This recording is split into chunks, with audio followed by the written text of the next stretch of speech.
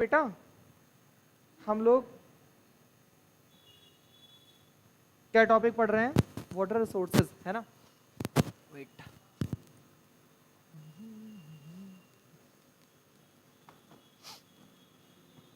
उम्मीद है आज ये खत्म कर लिया जाएगा। उम्मीद है, उम्मीद दुनिया का है। ओके, ये है ज्योग्राफी में थर्ड चैप्टर है वाटर रिसोर्सेज, है ना? और ये मेजर पोर्शन है आप लोगों के टॉपिक में।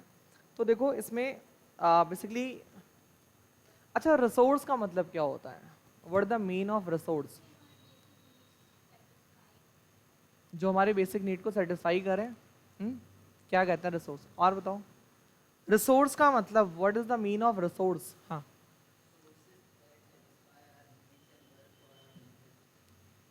मतलब पढ़ लिया, डेफिनेशन याद कर लिया है? देखो, रिसोर्स का मतलब वो है कि जो आपको कंटिन्यू मिल रहा है, जिससे आपकी ज़रूरतें पूरी हो रही हैं। जैसे आप एक सोलर रिसोर्स के बारे में बात कर सकते हो, सन, है ना? वो क्या करता है? आपकी नीड को फुलफिल करता है, ठीक है? लगभग लगभग सारी ज़रूरतों को पूरी करता है आपका। वाटर रिसोर्स है, विंड रिसोर्स है। जैसे आप लोगों के लिए, आप लोगों के पेरेंट्स एक रिसोर्स हैं, है ना? कुछ भी चाहिए होता है मम्मी या पापा से, बस थोड़ा सा पावर लगाया, मिल गया। पापा से कुछ चाहिए होता है तो मम्मी से कहते हैं, है ना? क्योंकि पता है अगर मम्मी को एक बार मना ले गए तो पापा मना नहीं कर सकते किसी चीज़ के लिए, है ना? तो वो सब आपके क्या है? रिसोर्सेज, मतलब जो आपकी नीड को फुलफिल कर रहा है, दैट इज योर रिसोर्सेज, ठीक है? ओके, हाँ, हम लोग बात कर रहे थे वाटर रिसोर्सेज के बारे में। देखो, वाटर क्या करता है, क्यों जरूरी है हमारे लिए वाटर? बेटा सुनाई नहीं दिया। उसके बिना जीवन व्यर्थ है कि पॉसिबल ही नहीं है। जल के बगैर हम लोग जी नहीं सकते हैं। हम लोग तो छोड़ो, हमारी अर्थ सरवाइव नहीं कर सकती है। पता है पूरे अर्थ पर कितने परसेंट वाटर है? लगभग अर्थ पर कितने परसेंट वाटर है? 70%। और हमारी पूरी पूरी बॉडी में भी ना ऑलमोस्ट 70 to 75% वाटर है। या ऑफ कोर्स, ठीक। 70% इसलिए कहते हैं कि वो अगर एक हम लोग रेशियो देखा जाए तो 70% एंड 30% का रेशियो होता है। मतलब 4:3 का रेशियो बेसिकली हो जाता है। या आप ऐसे कह लो कि 3:2 का रेशियो हो जाता है ना? 70% इसलिए बोलते हैं, तो सारी फालतू की बातें हैं। अब बस इतना समझो कि जो वाटर है ये हमारे लिए एक रिसोर्स का काम करता है। और वाटर ये हमारे अर्थ पर, अच्छा एक छोटा सा प्रश्न और है। कुछ लोगों को लगता है कि स्काई का कलर ब्लू होता है। क्यों होता है स्काई का कलर ब्लू? क्योंकि बहुत समुद्र में बहुत सारा पानी है ब्लू कलर का। हाँ, वाटर ड्रॉपलेट से क्या होता है? रिफ्लेक्शन होता है। मुझे लगा इन्फेक्शन होता है। बस मेन पॉइंट यही है। अभी आप लोग पढ़ोगे आगे चल के ना, human I and the colourful world, उसमें आप पढ़ोगे जा करके कि जो वाटर ड्रॉपलेट्स होती हैं उनसे सनलाइट का रिफ्लेक्शन होता है ना? उसे हम लोग बोलते हैं टोटल इंटरनल रिफ्लेक्शन, है ना?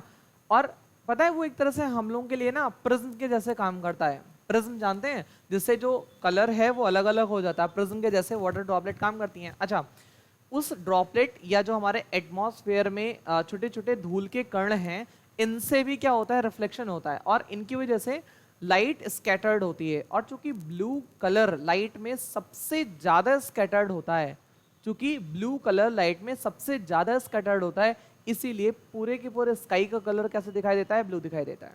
अगर मान लो हम लोग इस सन के सॉरी, अगर हम लोग मान लो रात के टाइम की बात करें बेटा, तो रात के टाइम में क्या होता है? रात के टाइम में चूंकि कोई लाइट होती नहीं है, तो हमें पूरा का पूरा जो पूरा आकाश कैसा दिखाई देता है? ब्लैक दिखाई देता है। बट डे के टाइम में चूंकि due to the total internal reflection, the sky is seemed as a blue, जो हमें क्या दिखाई देती है? ब्लू दिखाई देती है, ठीक है? तो इस तरह से समझ लो आप कि पानी के रिफ्लेक्शन की वजह से हमें ब्लू नहीं दिखाई देता है ना। ये सोचने लगो कि सर पानी का रिफ्लेक्शन होता है इसलिए हमको जो हमारा ये आकाश वकाश है ये हमको सब नीला नीला दिखाई देता है। ऐसा कुछ नहीं है, ये टोटल इंटरनल रिफ्लेक्शन है। और हीरा, हीरा जानते हो आप लोग? वो अपने घर के हीरे ही हो गए, मतलब घर वाले कहते होंगे मेरा हीरा मेरा मोती, है ना? तो जो ये हीरे होते हैं ना, ये भी टोटल इंटरनल रिफ्लेक्शन से ही चमकते हैं। बिल्कुल। अरे भैया रिफ्लेक्शन, ये टोटल इंटरनल रिफ्लेक्शन, तुम रिफ्लेक्शन वर्ड मत पकड़ो, तुम तो दिल पे ले लिया यार, दिल पे नहीं लो मेरे कहने का। हाँ हाँ ठीक। अगर मान लो तुम ऐसे खड़े हो, तुम्हारा शेडो जमीन में पड़ रहा हो, उस पर पैर रखे हो हम, ठीक है, या कोई भी ऐसे रिफ्लेक्शन आ उस पर पैर रखे हो, तो तुम्हें कब बुरा लगेगा? जब तुम्हारे शेडो पे रखेंगे। क्यों? क्योंकि वो तुम्हारा रिफ्लेक्शन है, और किसी चीज का रिफ्लेक्शन होगा तुम्हें बुरा लगेगा नहीं, क्योंकि वो रिफ्लेक्शन तो रिफ्लेक्शन होता है। तो ये प्रोसेस देखो, वो मतलब समझो वो अलग रिफ्लेक्शन है, मतलब क्या कि वाटर की शेडोज में आपको दिखती है वो रिफ्लेक्शन अलग हो जाएगा, बट एक्चुअल में टोटल इंटरनल रिफ्लेक्शन है। ये एक फेनोमेना है ना, जैसे टिंडल इफेक्ट। आप अपने घर में टिंडल इफेक्ट देख सकते हो, है ना। एक दरवाजा सारे बंद कर दो, एक छोटा सा झरोका खुला, अगर उससे लाइट आ रही है ना, तो लाइट का कंप्लीट जो रास्ता है उसमें आपको लाइट ऐसे आते दिखेगी, छोटे छोटे धूल के कण लगेंगे आपस में टकरा के, दर दर जो है वो घूम रहे हैं, है ना। गुड। तो ये होता है टिंडल इफेक्ट। हाँ छोड़ो, आगे बात करते हैं। हाँ एक चीज पता है बेटा, ये जो वाटर हम लोग यूज करते हैं, बहुत सारा वाटर बहुत सारे लोग वेस्ट कर देते हैं, पता है। आई थिंक कोई एक यूट्यूब चैनल है ललन टॉप करके, उस पर एक वाटर क्राइसिस के ऊपर वेब सीरीज बनी है, छोटी सी मूवी बनी है, 40 मिनट की है, उसको देखो।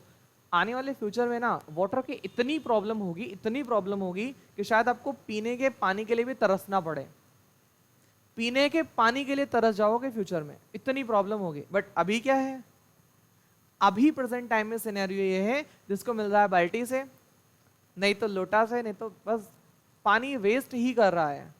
एक छोटे से वर्ड है ना, जल ही जीवन है, अभी से बारे में डिस्कस हो रहा था, जल ही जीवन है। वास्तविकता में ये है, मैंने तो देखा है बहुत जगह क्राइसिस देखा है, बहुत सारे राजस्थान के एरियाज ऐसे हैं ना जहाँ पर पीने के लिए पानी नहीं है। ऊँटों को जब पानी पीने को मिलता है ना 1 महीने 2 महीने बाद, वो झूमने लगते हैं, पानी की एक बूंद मुंह में जैसे जाती है।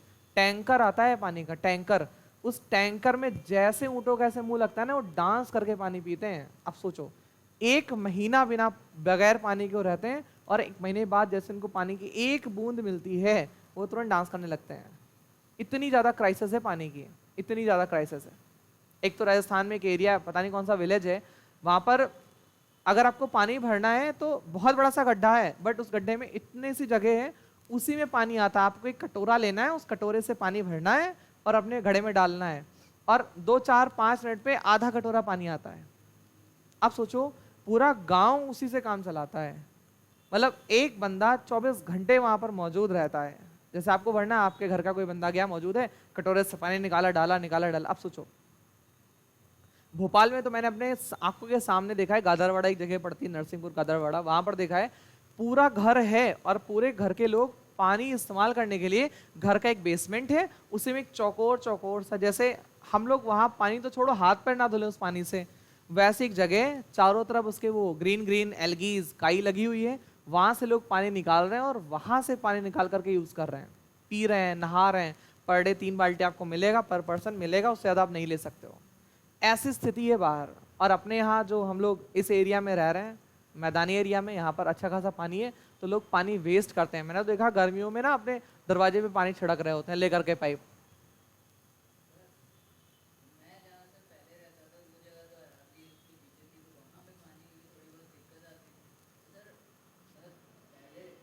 आराम से बैठना, बिल्कुल अभी भी मुश्किल टास्क है, पता है। अगर आप लोग नहीं, अभी अगर आप लोग अगर कहीं हिल स्टेशन पे रह रहे होते हैं ना, तो आप लोगों को बहुत प्रॉब्लम होती है, पता है। पानी लेने के लिए लोग हिल से नीचे उतरते हैं और पानी लेकर के फिर ऊपर चढ़ते हैं, और वो पानी लिमिटेड यूज कर पाते हैं, ठीक है। पैर बचाना तुम, ये आ गई है, ठीक है। तो पानी क्या होता है, वो लिमिटेड यूज कर पाते हैं, बहुत लिमिटेड यूज करते हैं। तो बेटा ये मजबूरी है ना। वाटर जो है ये हमारे लिए एक रिसोर्स है, बट ये रिसोर्स एक दिन खत्म हो जाएगा, और जिस दिन ये रिसोर्स खत्म होगा ना, उस दिन, जैसे अभी आपने देखा सऊदी अरेबिया में, वहां पर पानी लेने के लिए आपको ना बहुत पैसे खर्च करने पड़ते हैं, पेट्रोल सस्ता है पानी से, ठीक है। और हम लोगों के यहाँ क्या स्थिति है, पानी जिसके पास है बढ़िया, वो इतना वेस्ट करता है, पूरा घर धुल देता है, पूरा घर। मैंने तो कुछ महिलाओं को देखा है, सुबह सुबह झाड़ू ले लेंगे बढ़िया, और पूरे घर को साफ करके एकदम मस्त साफ घर। और इतनी प्रॉब्लम हो गई कि चल के पानी की ना, पीने के लिए पानी उनको नहीं मिलेगा, धुलना तो बहुत दूर की बात है ना। ये प्रॉब्लम आगे होगी, क्योंकि ये बेटा रिसोर्सेज हैं। और एक चीज और पता है, जो पानी आप लोग यूज करके वेस्ट करते हो वो एक्चुअल में वो रिसाइकिल होकर के आपके नल में आता है, वही पानी। जैसे आपने पहले के टाइम में क्या होता था, नल आपने देखा जो सरकारी नल होते थे उनका एक रास्ता बना होता था, वो पानी जहाँ पर ड्रॉप होता था वहां पर एक बड़ा सा नाला मतलब गड्ढा टाइप में होता था, सारा पानी वहीं जाता था और वहीं से सूख जाता था। सूखने का मतलब या तो कुछ इवेपोरेट हो जाता था और या तो कुछ जमीन के अंदर चला जाता था, बाकी जो बचता था कीड़े उसको खा वा करके मतलब जो मटेरियल होता था खत्म कर देते थे। फिर वो पानी रिस्क करके आपके नल में वापस से आ जाता था, वही पानी रिस्क करके आपके नल में वापस से आ जाता था। आपके नल में क्या बेसिकली जमीन के आसपास जितनी चीजें सब में पहुंच जाता था, ठीक है। आपने कभी नल को गाड़ते हुए देखा है? जब नल को गाड़ते हैं जो सबसे पहला पाइप होता है उस पाइप में बहुत सारे छेद होते हैं, देखा नहीं देखा है? पहले पाइप जो सबसे पहला होता है उसमें बहुत सारे छेद होते हैं, उसके इर्द गिर्द कपड़ा लपेटते हैं, है ना, जाली। अब तो फिलहाल लोहे की जाली आ गई, पहले हम लोगों के टाइम में हमने देखा है कपड़ा, मार्किन का कपड़ा व्हाइट कलर का होता है लपेट देता, अब तो जाली लपेट देते हैं ताकि जाली से ना जो धूल के कण हैं वो छन सकें और पानी अंदर आता रहे। हमारा नल जो है वो जमीन के अंदर 60 फुट 70 फुट 80 फुट 100 फुट के नीचे जाता है, वो पानी जो हम लोग वेस्ट करते हैं वो रिस्क करके उस नल में आता है और वही आप लोग यूज करते हो, ठीक है। इसलिए आपने वास्तुशास्त्र के हिसाब से सुना होगा कि किचन या जहां पर जल का एरिया होता है नल वल, वहां पर कभी वॉशरूम नहीं होना चाहिए, क्योंकि पहले के वॉशरूम जो होते थे उनमें पानी की डंपिंग वहीं हो जाती थी, उन्हें कहीं अलग नाली नहीं होता था, डंपिंग वहीं होती थी। डंपिंग वहीं होने का मतलब जो एक बेसिकली पानी का रिसोर्स है ना, जो जहाँ डंपिंग हो रही है वो नल में आता था छन करके, वही आप पीते थे। सबसे अच्छा अगर कोई फिल्टर होता है तो होता है मिट्टी, सबसे अच्छी फिल्टर होती है आपकी मिट्टी, कोयला, चारकोल, ये सारे क्या होते हैं सबसे अच्छे फिल्टर होते हैं, इन्हीं से रस रस करके आपके पास तक आता है। तो वाटर बेटा एक बहुत इंपॉर्टेंट रिसोर्स है ना। जिस दिन ये रिसोर्स खत्म हुआ, बताओ, जिस दिन रिसोर्स खत्म हुआ दुनिया खत्म हो जाएगी, आगे बताओ। हाँ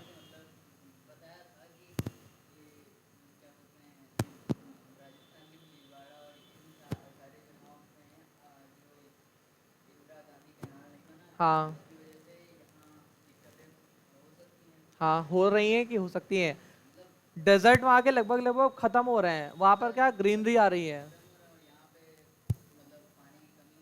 यहाँ पे नहीं, पूरे वर्ल्ड में हो सकती है, क्योंकि पीने वाला पानी जो है ना, ये हम लोग जो वेस्ट करते हैं ये 100% प्योर होकर आपको नहीं मिलता है। कुछ पानी आपके सी वाटर में चला जाता है, आपको पता है सी वाटर आप लोग पी नहीं सकते हो, है ना, बहुत ज्यादा क्या होता है सॉल्टी होता है जिससे आप पी नहीं सकते हो। बहुत सारा पानी इवेपोरेट होकर के कहीं और चला जाता है, तो ये पता है पूरा एक साइकिल गड़बड़ होगा, और एक बार अगर साइकिल गड़बड़ होगा तो पूरे वर्ल्ड में इसके क्राइसिस आएंगे। एक दो आप ये ना सोचना कि एक दो कंट्री में आएगा, लगभग पूरे वर्ल्ड में क्राइसिस आएंगे। अभी किसी जगह पर कम है, किसी जगह पर ज्यादा है, हम लोग के यहाँ बिल्कुल नहीं है अभी क्राइसिस, इस वाले एरिया में तो बिल्कुल भी नहीं है ना। हाँ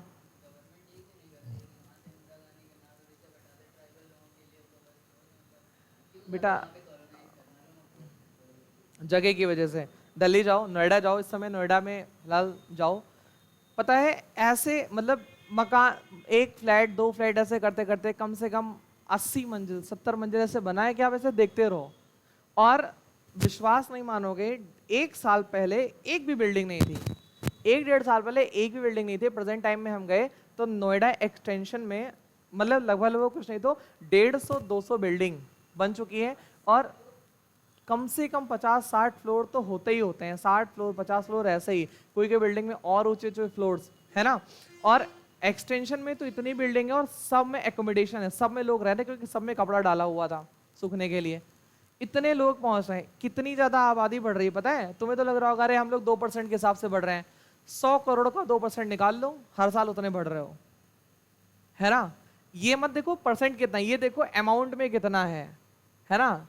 तो ये चीज है बेटा, ये हटा नहीं रहे इसलिए क्योंकि कॉलोनाइज इसलिए कर रहे हैं, बहुत ज्यादा पॉपुलेशन बढ़ रही है। अब तो थोड़ी बहुत मतलब थोड़ी बहुत कंट्रोल हो रही है, थोड़ी बहुत ही हो रही है, बहुत ज्यादा नहीं हो रही है, थोड़ी बहुत हो रही है। गवर्नमेंट के इनिशिएटिव से लोग पढ़े लिखे हो रहे हैं, वो भी इनिशिएट ले रहे हैं कि अगर 10 बच्चे कर लेंगे तो पढ़ाएंगे कैसे। पहले पता है लोगों की मान्यता होती थी कम से कम 5 बच्चे तो होने ही होने हैं मिनिमम, कि अगर एक दो निकम्मे निकल जाए तो कम से कम एक दो तो रहे हमारे पास। आप लोगों के भी जो भी पूर्वज होंगे दादाजी, कम से कम उनके 3 बच्चे मिनिमम 3-4 बच्चे तो होंगे ही होंगे, और उनके दादाजी के पापा जी के 5-6 तो पक्का रहते होंगे, ठीक है। आप लोगों के भी मतलब एक दो तो, दो से ऊपर नहीं, क्योंकि आप लोग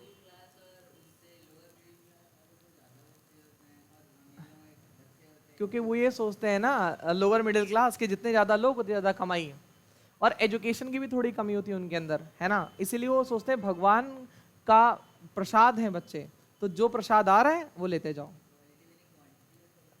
हाँ, क्वांटिटी में ही फोकस करते हैं, ठीक है। तभी तो बेचारे देखो लाइन लगा करके खड़े रहते हैं। अगर ये क्वालिटीज में फोकस करते, है ना। और पता है मुझे तो लगता है कि इंसान का अमीर और गरीब होना ना, ये उसके हाथ में नहीं। इससे तुम्हारा अमीर या हमारा अमीर गरीब होना ना हमारे तुम्हारे हाथ में नहीं है। अब सपोज दैट, एक छोटा सा सपोज करो, तुम्हें पैदा होना है गोंडा में और गलती से भगवान ने किसी दूसरे रजिस्टर में लिख दिया तुम पैदा हो गए अंबानी के यहाँ। अब तुम्हारी तो चॉइस होगी नहीं, है ना, कि हम अंबानी के यहाँ हो कि हम अडानी के यहाँ हो। वो गलती से भगवान ने रजिस्टर बदल गया होगा किसी से और तुम्हारा नाम चढ़ गया अडानी के यहाँ। अब तुम अडानी के यहाँ पैदा हो गए, तुम क्या एक्सपेक्ट कर रहे हो कि तुम गोंडा जैसे शहर में आकर के या यूपी जैसे स्टेट में आकर के पढ़ते या क्या करते? अब तक कहीं अब्रॉड होते, बाहर होते, पढ़ रहे होते, है ना। लाइफ सेट होती, अभी नहीं सेट है। यही अंतर होता है। सपोज इट, अभी फिलहाल मथुरा वृंदावन में घूमने गए थे, वहां मैंने देखा छोटे छोटे बच्चे, मतलब आप लोगों के एज के बच्चे पंडित हैं, उसमें उनकी कोई गलती नहीं है। वो वहां पर रेजिडेंस हो गए, पैदा वहां पर हो गए, इसलिए वो पंडित हैं आज। वो किसी अगर मोहम्मदन क्या होते तो मोहम्मदन होते, सिख क्या होते सिख होते, ईसाई क्या होते ईसाई होते। तो ये जो जन्म लेकर के है ये हमारे हाथों में नहीं है ना। तो लोग क्या सोचते हैं कि विदाउट एजुकेशन, एक्सपीरियंस के साथ, बचपन से अपने पापा को देख रहे थे कि ये कर रहे हैं, वो वही करने लगे। ठीक, जो एजुकेशन लेगा वो गोकुल की गलियों में भगवान की महिमा नहीं गाएगा, है ना। फिर वो बढ़िया क्या उसको भागवत कथा करेगा, फॉर्चुनर चलेगा। आजकल के बाबा बाबा कम रह गए, वो माफिया ज्यादा बन गए हैं। देखो बागेश्वर वाले धाम वाले बाबा को देखो, पता है कम से कम 26 फॉर्चुनर चलती है जब वो चलते हैं, मिनिमम 26 फॉर्चुनर। ठीक, इतना प्रोटेक्शन, इतने गार्ड, इतने सिक्योरिटी गार्ड, मुझे तो लगता है कि पीएम के बराबर गार्ड वो बंदा अकेले लेकर के चलता है। तो आजकल के बाबा बाबा नहीं, वो माफिया हो गए, माफिया। कोई काम कराना है बाबा के पास चले जाओ, जैसे लगता है मेरे बाप के बाप है बाबा, उनके पास चले जाओ काम हो जाएगा। लेकिन अब देखो उन्होंने अपना टाइम एक चीज पे फोकस किया, एक चीज पे उन्होंने बचपन से फोकस किया, जो भी है क्या, अब जो भी है आपके अंदर एक क्वालिटी होनी चाहिए। एक क्वालिटी अपने अंदर बचपन से डेवलप करो। अगर आप पढ़ रहे हो, आप बचपन से पढ़ाई करो, है ना, बचपन से पढ़ाई करो। एक टाइम ऐसा आएगा ना जब आपको आपकी उसी क्वालिटी के लिए जाना जाएगा। जैसे आपने देखा होगा खान सर बहुत फेमस हुए, है ना, कितने साल से पढ़ा रहे हैं, आज वो फेमस है, पैसे कमा रहे, लोग ये सब देख रहे हैं। लेकिन कभी ऐसा भी टाइम था जब उन्होंने 2 बच्चों से शुरुआत करने की, बायोग्राफी सुनो, 2-3 बच्चों से शुरुआत करी। कई बार तो ऐसा हुआ कोचिंग बंद करने की तक की नौबत आ गई, बच्चे ही नहीं थे, कई बार उन्हें बंद करने की नौबत आ गई, कई बार उनके कोचिंग पे बम से अटैक हुआ। ठीक, अटैक हुआ, कई बार उनको मतलब बहुत से लोगों ने मारने की कोशिश, कई बार वो अरेस्ट हुए, वो नहीं कोई देखता। आज वो फेमस है तो क्या बताते, देखो खान सर कितने फेमस हैं, ठीक है। तो पता है सफल इंसान को लोग देखते हैं, लेकिन उसके पीछे जितना प्रॉब्लम उसने गेन किया वो नहीं देखते हैं, ठीक है। ये सारी बातें छोड़ो, वाटर रिसोर्सेज पे चल रहे हैं, है ना, नहीं तो हम लोग आगे निकल जाएंगे वाटर रिसोर्सेज से। तो देखो ये बेचारा पानी भर रहा है, इतना पानी भरा है लेकिन फिर भी पानी भर रहा है। पता है सबसे प्रॉब्लम अर्थ पे अपने क्या है, पानी तो है 70%, बट पीने लायक पानी only 2%। We have only 2% of water which we drinks, which is stored in glaciers and rivers। जो कहाँ पर है, या तो ग्लेशियर में, क्या चीज बना सकते हो, क्यों नहीं बना सकते हो, बट बनाने में उससे ज्यादा खर्चा हो जाएगा तुम्हारा, बना लो।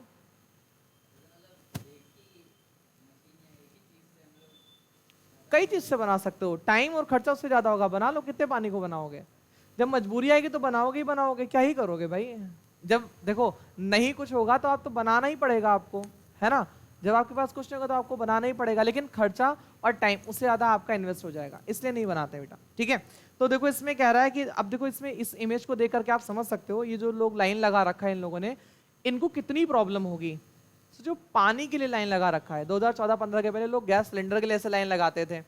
हम लोग स्कूल से जाते थे तो मम्मी बोलती थी जाओ वहाँ पर लाइन लगाएं भैया, उनको भेज दो, खाना खा लें, फिर तुम लाइन लगा दो। स्कूल जाते टाई निकाल करके सिलेंडर में बांध देते थे, फिर हम लोग सिलेंडर के पीछे सिलेंडर लगा के लाइन लगाते थे। जो ये लोग पानी के लिए लाइन लगाते हैं, और पानी के लिए ना तो महिलाएं लड़ जाती हैं आपस में, उठा करके खोपड़ी फोड़ देती हैं। लगता है द्वितीय विश्व युद्ध के बाद अभी तीसरा विश्व युद्ध इन्हीं लोगों का शुरू होगा।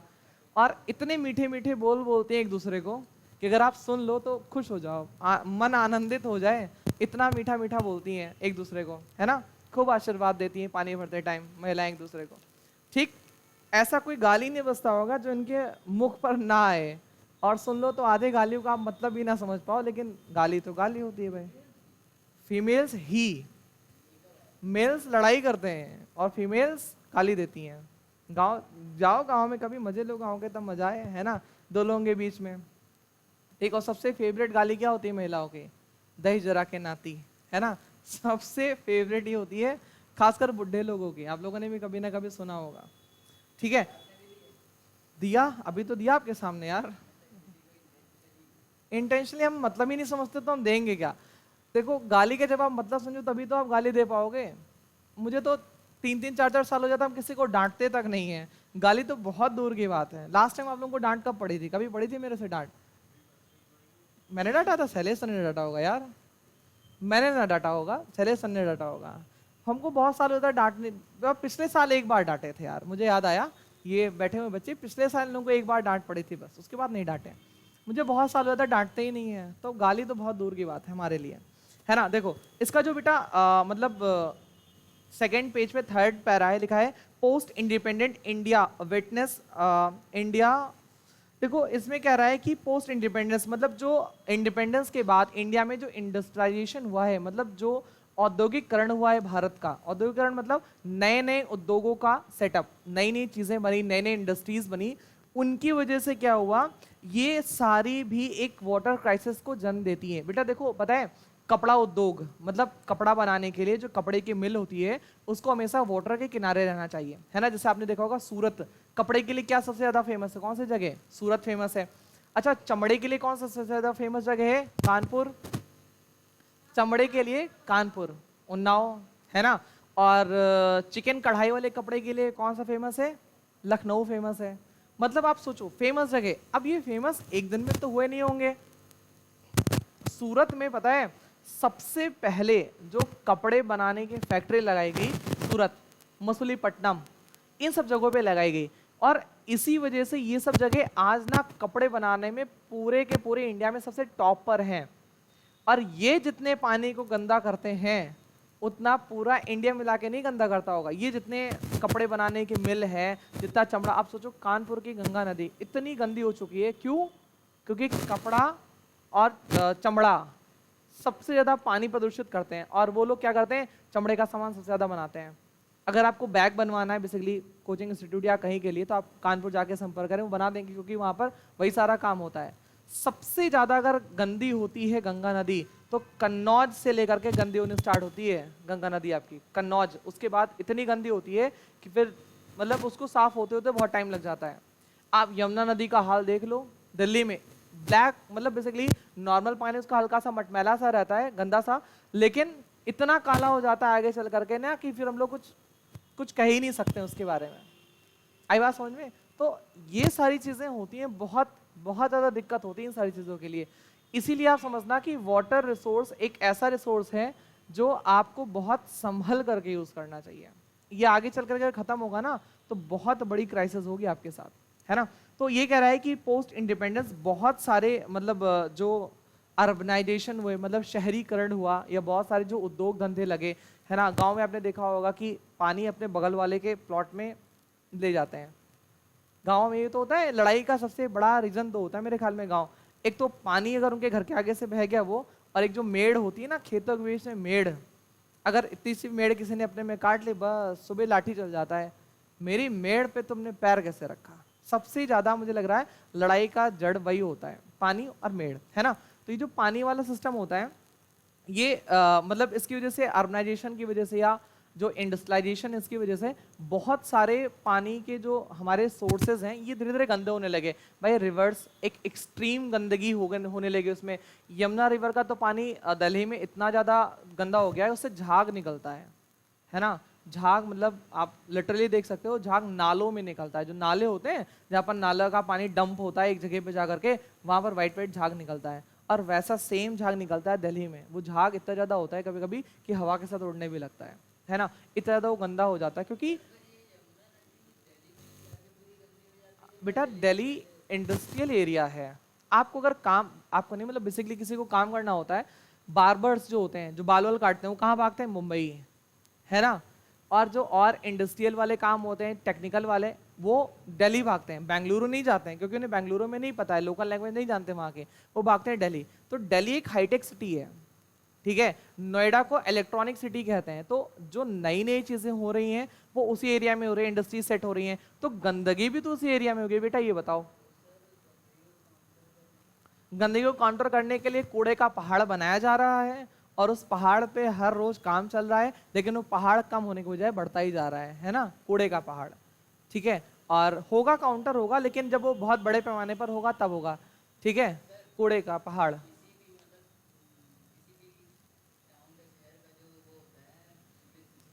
हाँ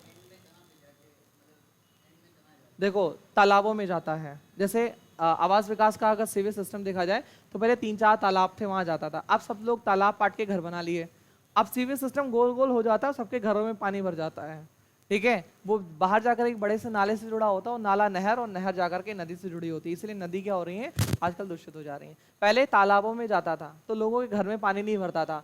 आज भी घर में ना भरे, अगर आप तालाब पे घर ना बनाओ तो तालाब सारा पाट लिया, घर बन गया, तालाब सारा पट गया, घर बन गया। अब पानी कहाँ जाएगा? मान लो आप अपने घर जा रहे हो, कोई खड़ा है आपके घर के अंदर, तो ऐसा थोड़ा ना कि आप उसके घर के अंदर गए हो, आप तो अपने घर के अंदर गए हो। पानी भी यही करता है, वो तो बेचारा अपनी जगह पे जाता है। अब गलती है कि आपने उसकी जगह पे घर बना लिया, तो आपके घर में पानी घुस जाता है, ठीक है। एंड में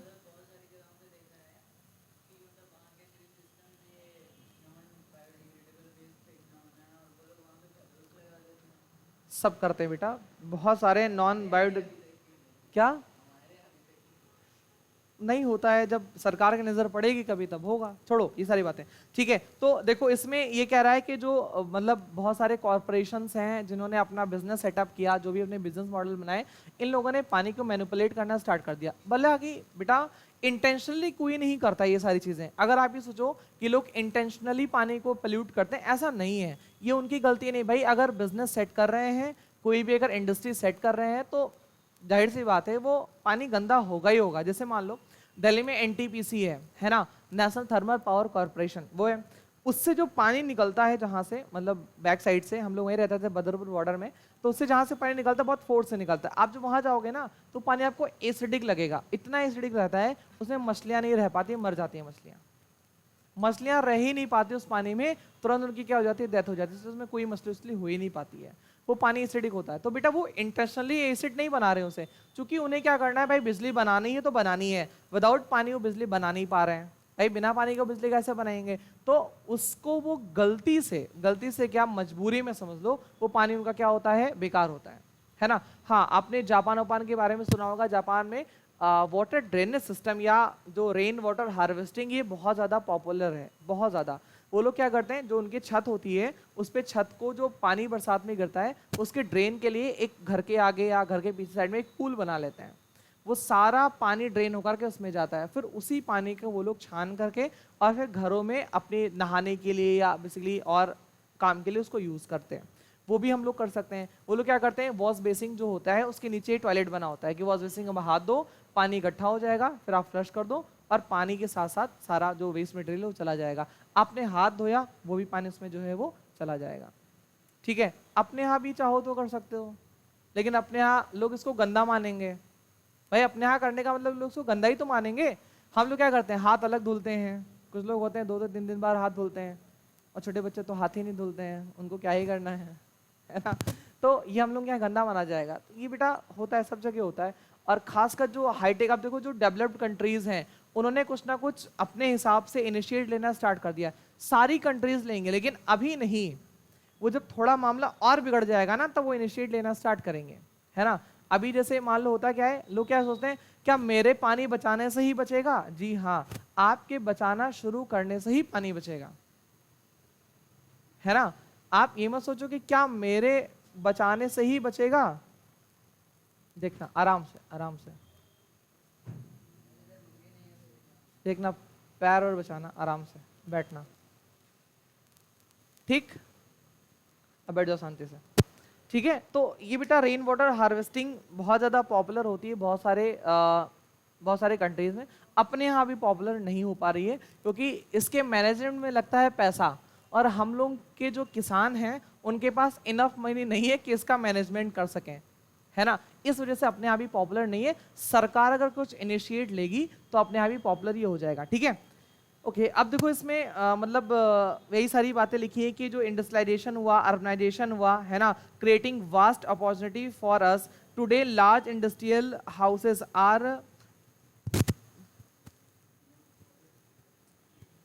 क्या लिखा है, houses are the complex as the industrial unit of many MNCs. What is the mean of MNCs? Multinational companies, मतलब जो एक से ज्यादा देशों में अपने सर्विसेज दे रही हैं, उसे हम लोग क्या कहते हैं, एमएनसीज कहते हैं, है ना। बहुत से लोग एमएनसीज में जॉब करते हैं, जैसे गूगल एक एमएनसी है, मल्टीनेशनल कंपनी है, तो बहुत सारे ऐसे एमएनसी होती हैं, है ना। तो ये कह रहा है कि बहुत सारी एमएनसीज हैं, इसमें लिखा तो है multinational corporations, they ever increasing number of the industries has made matter worse by the exacerbating pressure on the fresh water resources.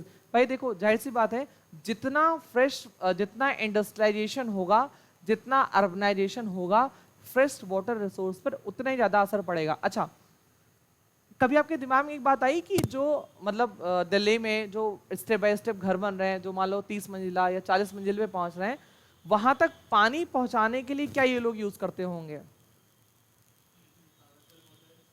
Motor with powers. जैसे आपने एक यूकेलिप्टस का पेड़ सुना है, नाम जानते हो यूकेलिप्टस का? अब सरकार ने उसको लगाना बैन कर दिया। जो पहले लोग क्या करते थे, खेत अपना था, खेतों के किनारे किनारे यूकेलिप्टस लगा लेते थे। अब सरकार ने उसे बैन कर दिया। क्यों बैन करा? पानी बहुत खींचता है। क्यों? क्योंकि उसकी हाइट बहुत लंबी होती है और पत्तियां नीचे तो होती नहीं उसकी, एकदम टॉप पे। ऐसे बाल कहाँ, आपके सर पे ही तो होते हैं, कान वान में थोड़े बहुत बाल हो जाते हैं, है ना, यहाँ हो जाते हैं, बाकी उसके भी सर पे ही बाल होते थे, मतलब पत्तियां ऊपर होती थी। यानी फोटोसिंथेसिस कहाँ होता था? ऊपर होता था। नीचे से लेकर के ऊपर तक पहुंचाने के लिए उसे जाइलम को ज्यादा मेहनत करनी पड़ती थी। ज्यादा मेहनत का मतलब ज्यादा पानी खींचना पड़ता था। जितना पानी खींचेगा उतना ज्यादा प्रेशर बनाएगा, तब तो ऊपर तक पहुंच पाएगा। और अगर उसे ज्यादा पानी चाहिए तो क्या करेगा भाई? अपने अगल बगल से तो पानी खींचेगा। अब मान लो आप कहीं गेहूं पिसाने के लिए दिए, अब आपको बोरी बांधना है, आपको रस्सी खोजना है, तो कहाँ खोजोगे? अपने घर आओगे खोजने? नहीं ना, वहीं अगल बगल खोजोगे, कोई रस्सी मिल जाए बांध ले। तो क्या करता था, अपने अगल बगल के पानी को खींच लेता था और खींच के पहुंचा देता था। उसी की वजह से अगल बगल के खेत सूख जाते थे, वो अच्छे से हरे भरे नहीं हो पाते थे, या बहुत ज्यादा उसमें सिंचाई करने की जरूरत पड़ती थी। सरकार ने उसको बैन कर दिया। अब सोचो, उतनी ऊंची ऊंची बिल्डिंग में अगर पानी पहुंचाना है, भाई एक दो लोटे से तो काम चलेगा नहीं, एक दो लोटा पहुंचा दो काम हो गया, है ना, भर भर के पानी। तो एक समर सेविल, आपने नाम सुना होगा, उसको इजाद किया गया, है ना। इतनी पावरफुल वो मोटर होती है, इतना ज्यादा वो पानी खींचती है कि क्या ही बताया जाए। आप सोचो, इतनी बड़ी बिल्डिंग के लिए एक समर सेविल तो काम करेगा नहीं, मिनिमम 10 या 15। आप सोचो, जो वहां का ग्राउंड वाटर है या जो अगल बगल का ग्राउंड वाटर, उसमें क्या असर पड़ेगा? क्या वहां किसी प्रकार की हार्वेस्टिंग होगी? तुम कितना सींचोगे? तुम जितना सींचोगे वो सारा खींच ले जाएंगे पानी। तुम कितना सींचोगे? सारा पानी खींच ले जाएंगे। तो कहीं ना कहीं बेटा, अगर अर्बनाइजेशन होता है तो फ्रेश वाटर रिसोर्स पे बहुत बहुत ज्यादा असर पड़ता है, और वो असर निगेटिव होता है। पॉजिटिव असर, क्योंकि हम में से कोई भी पानी बचाना नहीं जानता है। पेड़, आपने देखा होगा, जब कोई पेड़ लगाता है, एक लोग पेड़ लगाते हैं, 4 लोग ऐसे हाथ करे रहते हैं, देखियो नहीं देखियो फोटोज में, कि पेड़ इतना भारी है कि 5-6 लोग इस पेड़ को पकड़े हैं, है ना। जबकि मिनिमम बेटा आपको, मिनिमम अगर हम बात करें, कम से कम 10-15 पेड़ आपको एक साल के अंदर प्लांट करने ही करने चाहिए, मिनिमम। और वो पेड़ कौन से? गुड़हल वाले नहीं, ये गुड़हल लगा दिया, एक गेंदा का फूल लगा दिया, ये नहीं। पेड़ का मतलब छोटे मोटे ट्री, जैसे आम हो गया, अमरूद हो गया, ऐसे पेड़, नीम हो गया, है ना, ये सब आप लगाओ जो छायादार हो। और दूसरी चीज बेटा, एक चीज और है, जब तक सरकार कुछ इनिशिएट नहीं लेती है, आम इंसान नहीं कर पाएगा। सरकार को क्या करना चाहिए? रोड के किनारे किनारे पेड़ लगवा देने चाहिए। सरकार उसको काट रही है। एक सर, कितना टाइम हो गया? जाना हो जाओ, अभी तो ये खत्म हो जाएगा थोड़ी देर में, है ना। और किसी को जाना है? हाँ तो बेटर है, हट, मैं भी जाऊं। उसको पता है यहाँ से बहुत दूर जाना है, 2 घंटे का रास्ता उसका घर का। सही बता रहे हैं। कहाँ से? तरफगंज से आती है ना। हाँ, वजीरगंज से। तो वजीरगंज नहीं दूर है? वजीरगंज तरफगंज 16 किलोमीटर, तभी 1-1.5 घंटे का रास्ता है। ठीक है, तो तुम्हारा कितने घंटे का रास्ता है? अगर भूल ना जाए तो 15 मिनट, और भूल जाए तो कम से कम 1 घंटा। सबसे ज्यादा दूर तुम्हारा घर पड़ता है, इसलिए सबसे लेट से आए हो। हाँ बताओ। देखना भैया, ऐसा ना करना कि 3 मिनट में हमें पहुंचना पड़े कि भैया बहुत अच्छा थे, पढ़ते भले नहीं थे लेकिन अच्छे थे। ऐसा मत कुछ कर देना, आराम से आया करो। ठीक है, तो देखो अब इसमें नेक्स्ट है multipurpose river project and the irrigation water resources management. देखो एक है multipurpose river project. What is the mean of multipurpose? मतलब एक वाटर प्रोजेक्ट बनाया जाएगा या एक रिवर प्रोजेक्ट बनाया जाएगा, वो मल्टीपर्पज में यूज होगा। जैसे आपने देखा, हटा लो भैया, हटा लो भी। ठीक, मल्टीपर्पज का मतलब जैसे एक डैम बनाया गया। अब देखो मल्टीपर्पज कैसे काम होता है। एक डैम बनाया गया, उस डैम से वाटर को रोका गया है ना, फिर उस डैम को ओपन किया गया, उस डैम से फिर निकला वाटर, और उसी से क्या बन गया? फिर आपका लाइट बनाई गई है ना, हाइड्रो पावर से। अच्छा कोई ये बताएगा पानी को रोक करके छोड़ने की वजह से, रोकने की वजह से पानी में कौन सी एनर्जी आती है? पक्का? हाँ, पोटेंशियल एनर्जी आती है। और जैसे एक धनुष होता है, मतलब वो, उसको अगर खींच लें, उसमें कौन सी एनर्जी आती है? ऐसे खींच के पकड़े रहो तो इलास्टिक एनर्जी,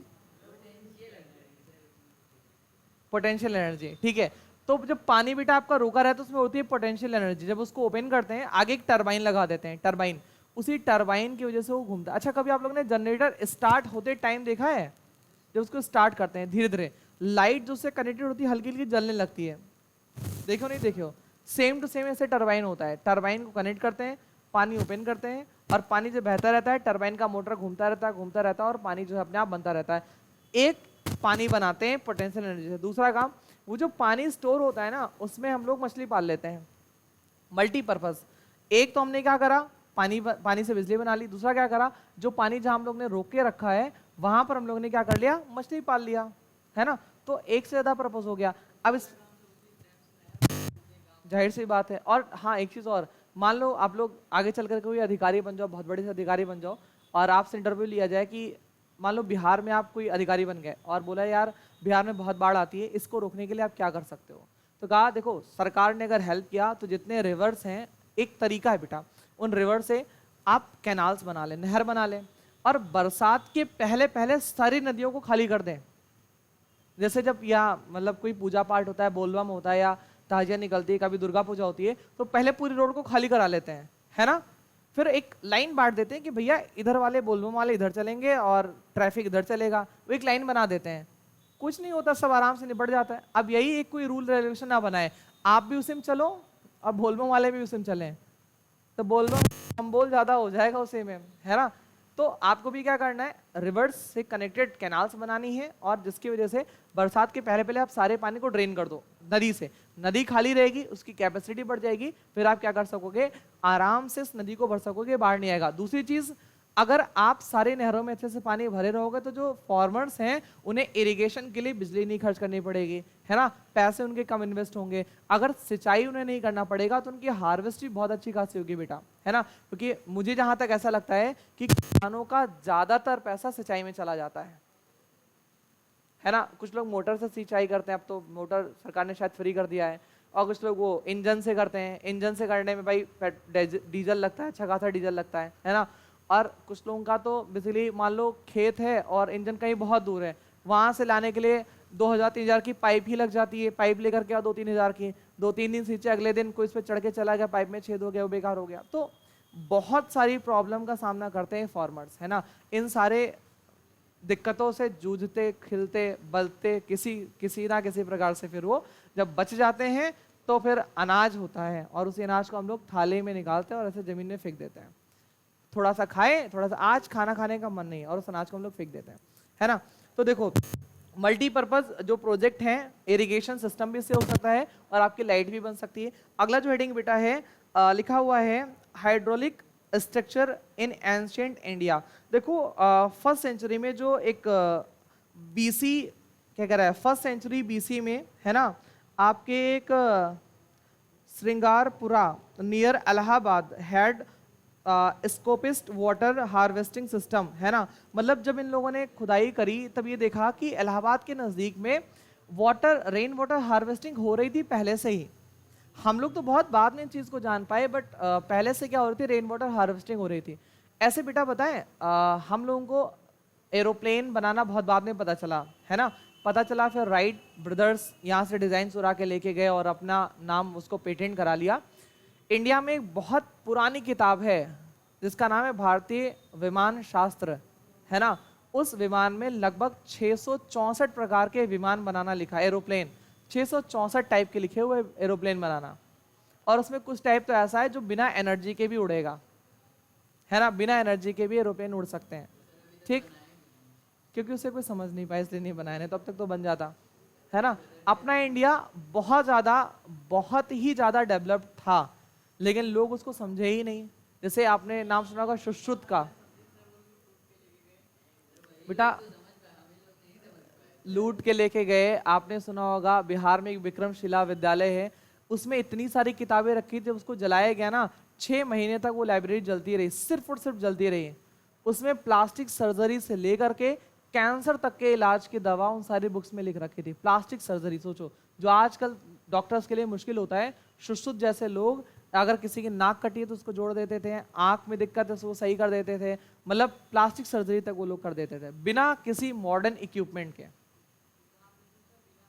नहीं, सब बिहार में नहीं थे, सब इधर उधर फैले हुए थे। कोई एमपी का था, कोई हिमालयाज वाले एरिया में था, कोई अपने यूपी वाले एरिया में था, बट जो विद्यालय था वो बिहार का था, विक्रमशिला विश्वविद्यालय, है ना। नेट पे सर्च करना है। तक्षशिला तो ये तो आपके कश्मीर में था, कश्मीर वाले एरिया में प्रेजेंट टाइम में तक्षशिला था, ठीक है। विक्रमशिला विश्वविद्यालय एक शासक हुआ करते थे, गुप्तकालीन शासक थे, उन्होंने बनवाया था। क्या चीज जलाया? जो बाहर से मैनिपुलेशन वाले आए थे, मुगल्स, है ना, बख्तियार खिलजी, बेसिकली अलाउद्दीन खिलजी का वो एक सेनापति था। तो जब वो जाने लगा उसे कुछ मिला नहीं, यार लाइब्रेरी से क्या मिलेगा आपको, बुक्स तो पढ़ोगे नहीं, चोर हो। तो उसने क्या सोचा, जब कुछ नहीं तो लाओ घर जला ही दें। उसने घर को क्या कर दिया, तहस नहस कर दिया, जला दिया पूरा पूरा, ठीक है। तो ये सारी चीजें हैं, ठीक। तो देखो इसमें फिर है मतलब जो hydraulic structure of in ancient India, ये सब होता रहा। During the time of the Chandragupta Maurya, dams, lake and irrigation system were, देखो बोल रहा है कि चंद्रगुप्त मौर्य के टाइम में भी डैम्स बनाए गए। अब सोचो डैम हम लोग आज बना रहे हैं, और चंद्रगुप्त मौर्य के टाइम में डैम बनाया गया था। और वो तो छोड़ो, आपने अगर वो मूवी देखी होगी मोहनजोदड़ो, देखी है मोहनजोदड़ो, ऋतिक रोशन की है ना शायद, देखिए मूवी, उसमें देखा होगा डैम बन रहा था ना सोन रिवर पर, वो सिंधु रिवर थी, जो भी रिवर थी, उस पर डैम बन रहा था। उस डैम के टूटने की वजह से मोहनजोदड़ो क्या हो गया, पूरा का पूरा खत्म हो गया। यानी उन लोगों को भी डैम बनाना पता था, है ना, बिल्कुल एडवांस था। तो शीशा मिला है, काजल, लिपस्टिक, है ना, कंघी, जो मॉडर्न टाइम में लोग अपने बैग में लेके घूमते हैं, वो लोग उनके टाइम में भी पाया जाता था। एडवांस तो थी, जाहिर सी बात है, सिविलाइजेशन एडवांस थी, है। कंघी, तुम क्यों कंघी करते हो, नहीं करते हो? तो भैया तुम लोग जैसे वो भी सब मॉडर्न हुआ करते थे, नॉर्मल थोड़ा ना थे वो लोग। उन लोगों के यहाँ जो ड्रेनेज सिस्टम पाया गया है ना, अब सोचो 7-7 फुट लंबी नाली, 7 फुट, मतलब अब मान लो हम खड़े हैं, मेरे से भी थोड़ी सी ऊंची नाली। अब सोचो क्या पानी कहीं रुकेगा? शहर में नाली रोड के नीचे बनी है, आपके यहाँ पहले रोड बनाते हैं, तब याद आता है नाली खोदना है, फिर नाली खोदते हैं, फिर याद आता है पाइप डालना है, फिर एक बार रोड खोदती है पाइप पड़ता है, फिर याद अरे यार टेलीफोन का पाइप तो छूट ही गया, फिर रोड खोदते हैं टेलीफोन का पाइप, ओहो गैस पाइपलाइन छूट गया। फिर जब तक उस रोड को हम लोग एकदम हड़प्पा सभ्यता के बराबर नहीं पहुंचा देते हैं, तब तक रोड खोदते रहते हैं, खोदते रहते हैं, खोदते रहते हैं। और इंडस वैली सिविलाइजेशन में जो सीवर लाइन था रोड के नीचे बना है। अब सोचो कितने वो लोग मतलब एडवांस थे। हम लोग पहले रोड बनाएंगे, तब नाली बनाएंगे, और नाली रोड से ऊपर बनाते हैं, है ना। और नाली ओपन रहती है, उन लोगों की नाली कहीं ओपन ही नहीं है, कहीं दिखता ही नहीं नाली, कहाँ पानी ड्रेन होकर के जाता था किसी को नहीं दिखता था। हाँ अपने इंडिया के ही थे, क्योंकि आपके लोग आलसी हो गए हैं। जब स्कूल 2-3 बजे का रहता है तो आराम से 2 बजे 2:30 बजे आते हैं पढ़ने, और जब स्कूल का हाफ डे हो जाता है तो 2 बजने में भी 10 मिनट 15 मिनट लेट आ जाते हैं, है ना, इसलिए ऐसा होता है ना बेटा। हाँ देखो बेटा, देखो है क्या, टेक्नोलॉजी सिखाने वाला को इस हिसाब से बनाने, जिससे हैंड टू हैंड ट्रांसफर नहीं होता गया टेक्नोलॉजी। अगर हैंड टू हैंड ट्रांसफर होते, क्या चाहिए अभिनव, क्या हुआ देखो, हाँ चाबी दे दो। हैंड टू हैंड ट्रांसफर अगर होता रहा अगर टेक्नोलॉजी, तो आगे बढ़ती, but hand to hand transfer नहीं होता रहा, तो इसलिए टेक्नोलॉजी आगे नहीं बढ़ती रही। ठीक है, तो ये देखो गुप्ता काल, ये कौन सा काल है, हाँ Hirakud dam, the biggest dam of the India, Hirakud dam. आपने भाखड़ नांगल डैम के बारे में सुना है? कहाँ पे भाखड़ नांगल डैम कहाँ पे रहे? एक डैम है कि 2 डैम है? 2 डैम है। भाखड़ डैम अलग है, नांगल बैराज है, मतलब गेट है। और इस बार जो आपने पंजाब में बाढ़ देखी है, वो उस बैराज का 6-7-8 गेट खोले गए थे, इस वजह से हुआ है ना, सारा गेट नहीं खोला गया था। मैंने शायद आपको एक बार बताया भी था कि अगर गलती से भी कभी नांगल बैराज टूट गया तो भाखड़ा बांध संभाल लेगा सारी चीजें, कोई दिक्कत नहीं है। बट अगर भाखड़ा बांध टूट गया तो नांगल बैराज तो बह जाएगा, दिल्ली बहेगा, हरियाणा बहेगा, पंजाब बहेगा और आधा यूपी बह जाएगा। इतना पानी वो लोग स्टोर करके रखे हुए हैं। एक हिमाचल प्रदेश में पड़ता है और एक पंजाब में, 2 किलोमीटर की दूरी पे पड़ता है। और पता है, मतलब ये कोई एक स्टडी बताती है कि भाखड़ा डैम में इतना ज्यादा कंक्रीट लगा है कि अगर आप पूरे वर्ल्ड में रोड बनाओ तो 2 बार रोड बन जाए, इतना ज्यादा उसमें कंक्रीट बन के रखा हुआ है, मतलब इतना ज्यादा कंक्रीट, और जो उसमें क्या सरिया पड़ता हुआ है। अरे तो भाई जाहिर सी बात है, अगर वो टूट गया, किसी कारण से टूट गया, तो 3-4 स्टेट खत्म हो जाएंगे पूरे के पूरे।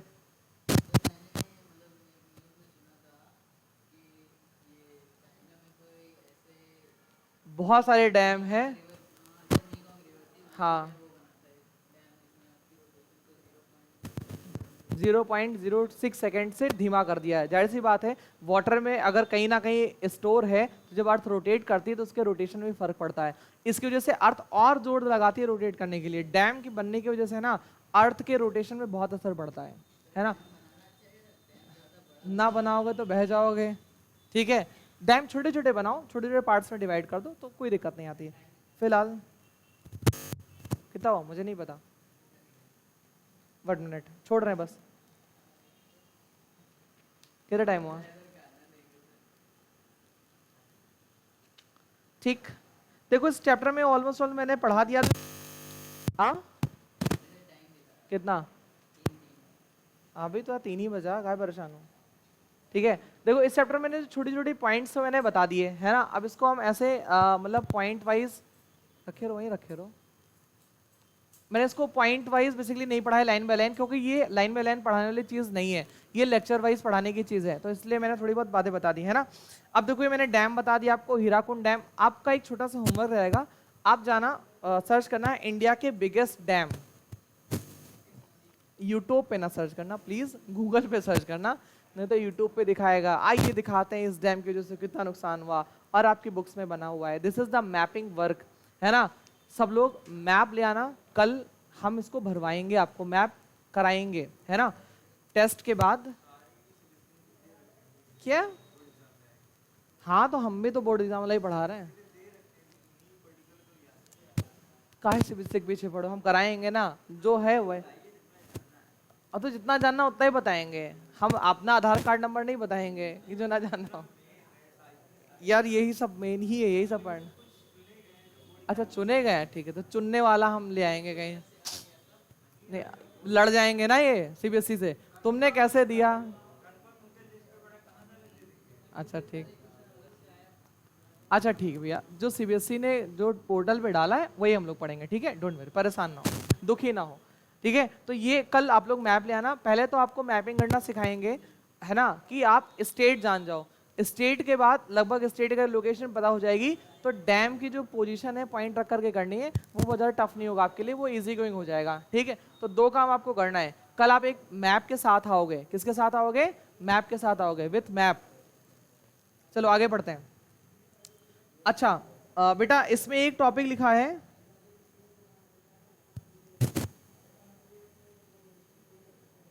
देखो बेटा एक आप लोगों ने इसमें आंदोलन आंदोलन बहुत ज्यादा वो नहीं लिख रखा है, बट इसमें एक लिखा है कि नर्मदा बचाओ आंदोलन और save Narmada movement is an non governmental organization NGO that mobilize tribal people, farmers, environmentalist and the human right activist against the Sardar Sarovar dam being built across the Narmada river in Gujarat. पता है सरदार सरोवर डैम बनाया जा रहा था नर्मदा रिवर पर, क्योंकि नर्मदा रिवर आप लोगों को शायद पता हो सऊदी अरेबिया से लेकर के इंडिया तक पाइपलाइन बिछाई जा रही है ना, पाइपलाइन, और उसी के ऊपर ट्रेन चलेगी और नीचे पाइपलाइन होगा।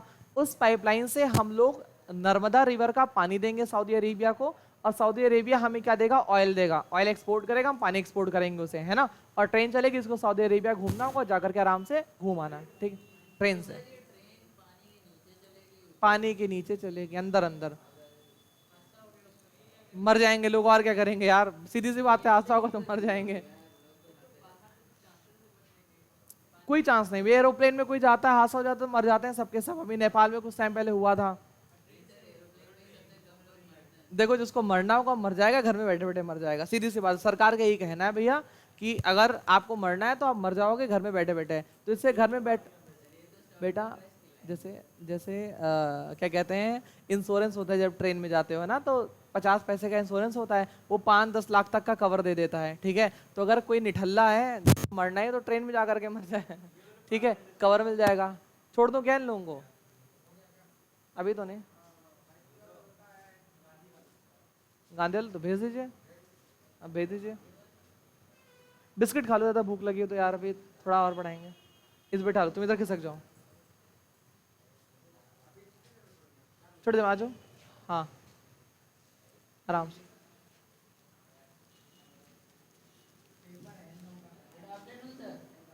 अरे वाह,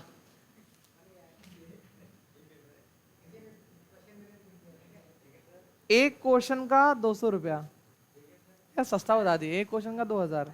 देखो यार आराम से, तुम क्वेश्चन नहीं है टाइम टेबल बना के दिए, तुम लोग भी पागल हो जाते हो। टाइम टेबल बना के दिए, हाँ।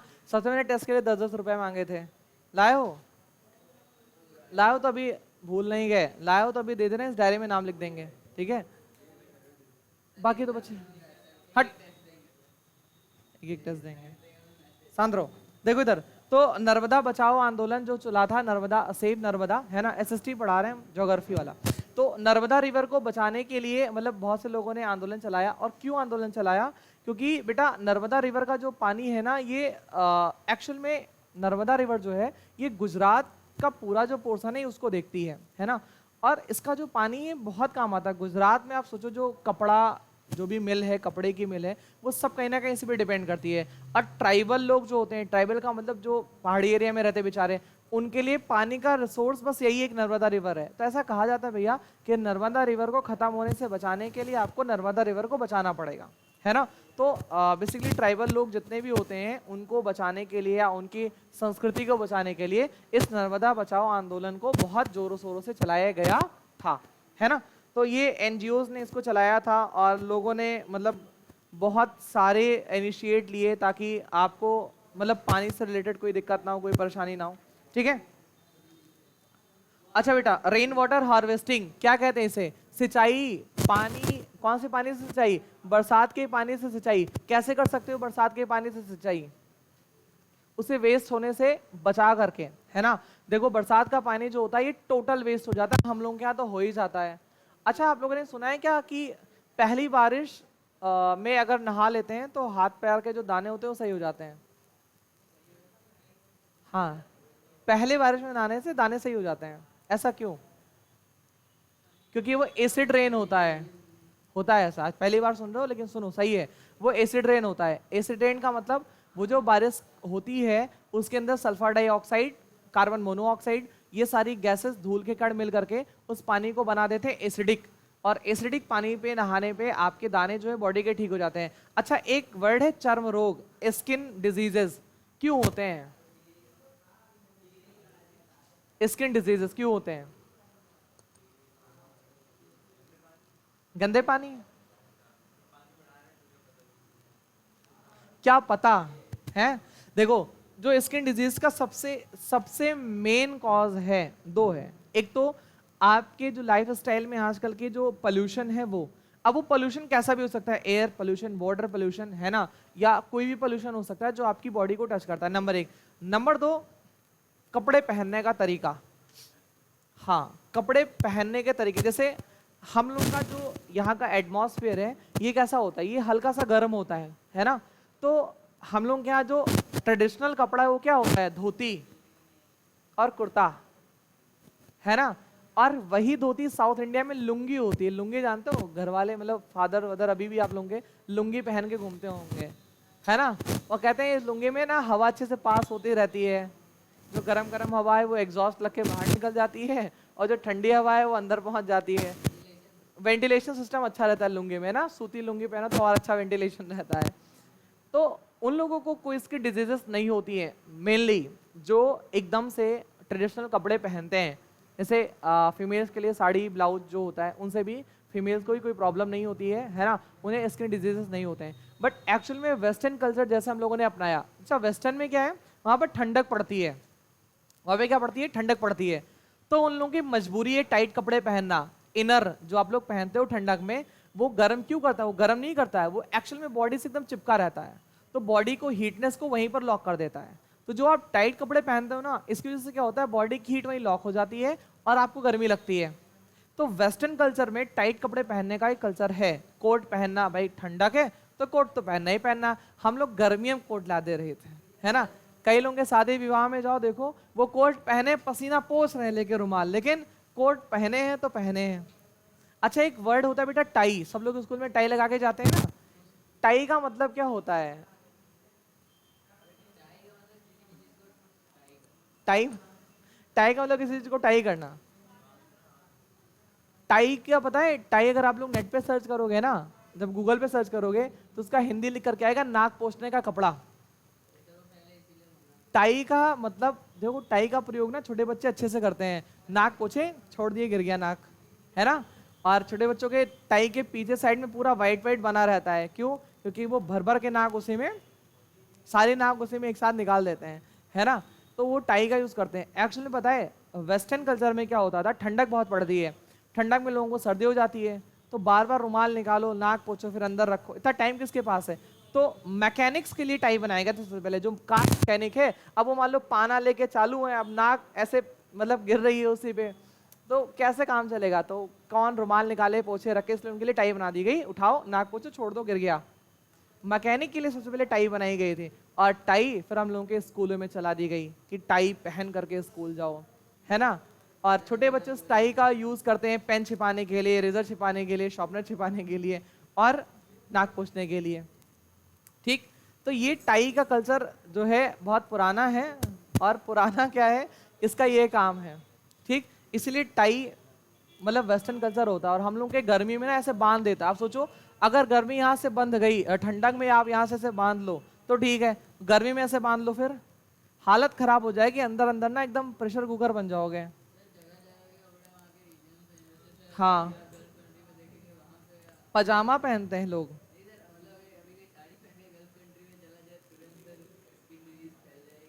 देखो पता है, आपने देखा होगा रेगिस्तान वाले जो लोग होते हैं वो पजामा पहनते हैं। अच्छा, पजामा क्या होता है, पजामा और पैंट में डिफरेंस होता है कुछ? जैसे ये मान लो सब पैंट बोलते हैं, आप लोग जीन्स है, इसे पैंट बोलते हैं, पजामा और पैंट में कोई डिफरेंस होता है? पजामा किसे कहते हैं बताओ, जिसमें नारा हो या जिसमें पजामा, जो पजामा से बना उसे पजामा कहते हैं। वाह, तुमको ना एक गोल्डन शू अवार्ड देना चाहिए, ठीक है।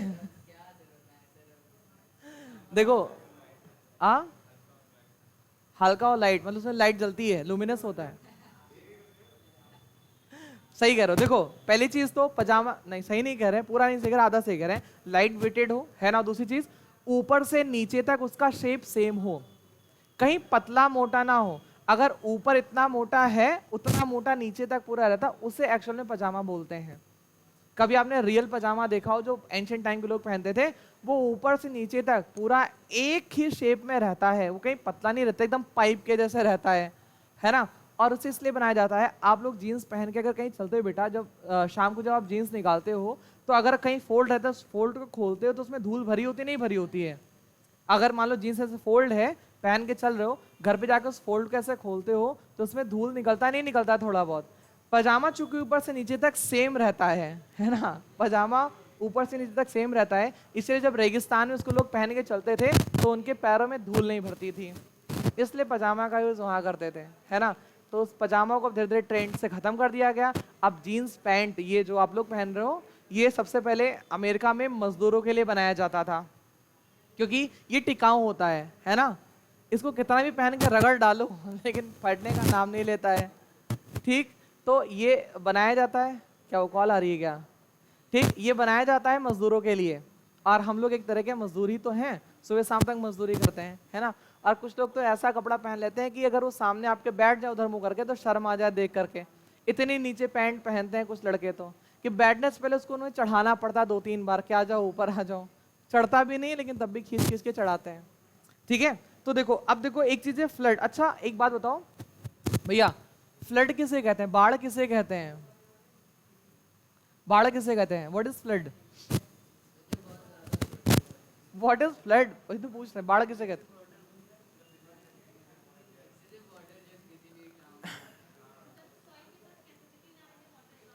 गुड, इसे ही फ्लड कहते हैं।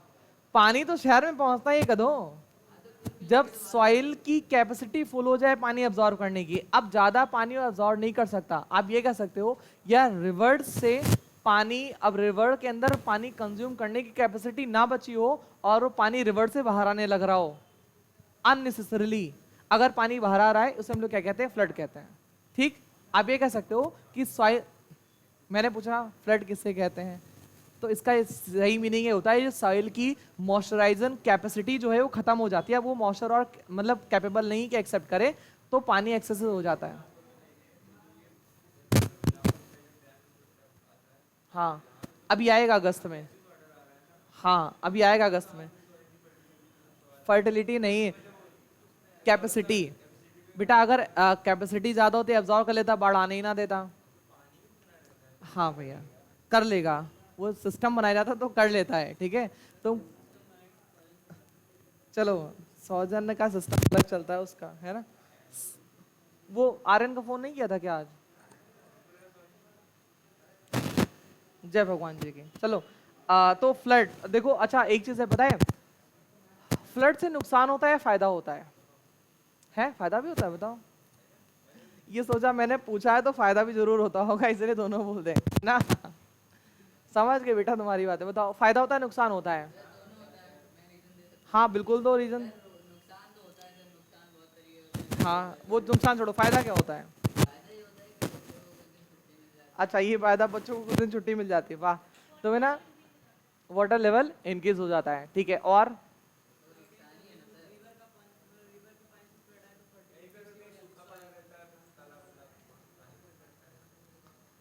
ठीक है, सब लोग सही कह रहे हो। बेनिफिट ये होता है भाई, नुकसान तो जाहिर सी बात है, 70% नुकसान होता है तो 30% बेनिफिट होता है। आप लोगों ने, मैंने आपको सॉइल पढ़ाया ना, सॉइल मैंने बांगर, खादर, ये सारी सॉइल्स पढ़ाई है, एलुवियल सॉइल पढ़ाया है आपको, है ना, लेटराइट सॉइल पढ़ाया है, फिर से आएगा टॉपिक, है ना, रिवीजन में फिर आ लेंगे।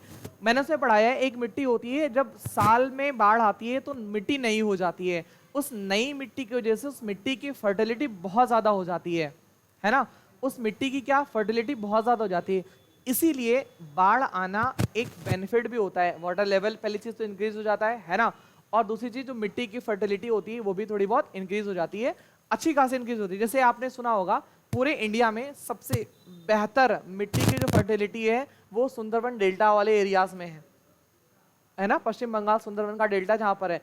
क्यों? क्योंकि वहां पर जो रिवर है वो पूरे लगभग नॉर्थ इंडिया का पानी फ्लो करके लेके जाती है और वहां पर फैला देती है, जिसकी वजह से वहां की जो फर्टिलिटी है वो एक्सेसिव लेवल की इंक्रीज है। तो अगर हम लोग सुंदरबन डेल्टा वाले एरियाज की बात करें, कुछ ऐसे सम एरियाज की बात करें, तो फर्टिलिटी बहुत गजब की है वहाँ की। क्यों? क्योंकि बाढ़ का पानी जो है वो फैल रहा है, इस वजह से वहाँ पर ये है। तो फायदा तो है, थोड़ा बहुत है, बट नुकसान उससे कहीं ज्यादा होता है। और नुकसान तो इतना बुरा होता है कि अगर घर में पानी भर गया है तो साफ सफाई करते करते हालत खराब हो जाती है। पहला फार्मर्स के लिए भाई, जैसे मान लो किसी ने गेहूं लगाया, धान लगाया, है ना, पानी आया, सब बह गया, बेचारे साल भर क्या करेंगे। अब भाई मान लो टमाटर बह गया, तब तो बेचारा वो कंगाल ही हो गया, 250 रुपये किलो टमाटर हो गया है। अब तो टमाटर सूंघने को नहीं मिलता, देखना तो बहुत दूर की बात है। दुकान वाले उसको छिपा के रखते हैं, जहाँ पैसा छिपाते हैं वहीं छिपा के रखते हैं दुकान वाले, कोई टमाटर ना देख ले। उसको बेटा बढ़ाया जाता है, लोग इसको स्टोर कर लेते हैं, जिससे उसकी महंगाई जो है बढ़ जाती है ना। किसी भी चीज को आप रोक लो फ्यूचर के लिए, से छोड़ो। रमजान रमजान रमजान में तुमने नींबू देखा था, नींबू के दाम रमजान में, क्योंकि जब अफ्तारी होता है तो नींबू की जरूरत पड़ती है, एम आई राइट, है ना। नींबू के बगैर अफ्तारी वो लोग नहीं कर पाते, क्योंकि वो पानी का जो है लेवल बढ़ा देता है, इसलिए वो अफ्तारी करते हैं। तो लोगों ने क्या करा, नींबू को स्टोर कर लिया अपने पास और उसके दाम को बहुत ज्यादा बढ़ा दिया। फिर जब रमजान खत्म, फिर से काम शुरू, बात खत्म। 10 के 2। अच्छा वो पूछ रहे हो नींबू, मुझे लगा दाम पूछ रहे हो। 10 के 2, हाँ। ये जो प्रेजेंट टाइम में चल रहा है ना, सावन, सावन, इसमें लोग व्रत रहते हैं, फास्ट रहते हैं। और इसमें जैसे लोग नींबू नहीं खाते ना अफ्तारी में, वैसे टमाटर नहीं खाते, बट वो एक एलिमेंट की तरह पड़ता है ना। जैसे आपने देखा होगा जो साल भर कुछ नहीं करता वो सावन में एक लोटा जल चढ़ाता है। जैसे मेरी मम्मी इसमें बहुत खुश रहती हैं कि सुबह उठते हैं, जल चढ़ा देते हैं भगवान जी को, बढ़िया पैर छू लेते हैं। मेरे कॉलोनी वाले भी देख के परेशान है, अरे ये सुबह उठ जाता है जल चढ़ा देता है ना, सब देख देख के ही परेशान है। पूजा पाठ भी करते हैं क्या भैया पढ़ाने के साथ साथ, है ना। तो अब अंदर समझना कि इसमें जो एकदम से जीवन में कुछ नहीं करता, कुछ नहीं का मतलब जब कभी जीवन में कोई पूजा पाठ नहीं करता, वो भी इसमें भगवान को जल चढ़ा देता है कि भैया आप जल ले लो, आप बहुत बड़े हो। तो इसमें टमाटर, बहुत से महिलाएं व्रत रहती हैं, है ना। महिला तो छोड़ो, बच्चियां भी बहुत सारे लोग व्रत रह जाती हैं। तो उसमें टमाटर जो आलू होता है उसमें डाला जाता है, ठीक है, जो टेस्टी लगता है। इस वजह से भैया जितना ज्यादा बिकेगा उतना ज्यादा पैसा मिलेगा, डिमांड ज्यादा है तो इसलिए जितना ज्यादा डिमांड उतना ज्यादा होगा। जैसे सोने की डिमांड क्यों है बताए, सोना इतना ज्यादा है ना, इतना ज्यादा है सोना कि आप अगर यूज करो तो नॉर्मल आपका रेट चांदी से भी कम हो जाए, लेकिन उसको महंगा बना करके रखे हैं, उसको उसी हिसाब से रिलीज करते हैं कि भैया हम देंगे नहीं चाहे जो कर लो, ठीक है। तो उसकी डिमांड बढ़ रही है भाई। जो चीज जितनी ज्यादा वैल्यूएबल बनाओगे वो उतनी वैल्यूएबल बन जाएगी। चाहे आप हो, जैसे आप हो, रिश्तेदार आपको कब बुलाएगा, जब जानेगा आप उसका कोई काम कर पाओगे तभी बुलाएगा ना।